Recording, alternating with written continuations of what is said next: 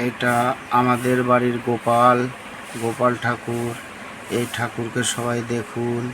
এবার গোপাল ঠাকুর বসে আছে চুপচাপ। এবার গোপাল ঠাকুরের সেবা হবে, আপনারা দেখুন সবাই।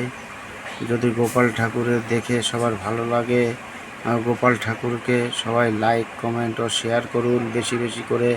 তাহলেই যে রোলন্ড ঝড় আসছে কারোর কোনো ক্ষতি হবে না। আপনারা সবাই কমেন্টে লিখুন জয় গোপাল, জয় গোপাল, জয় গোপাল, 3 বার লিখুন।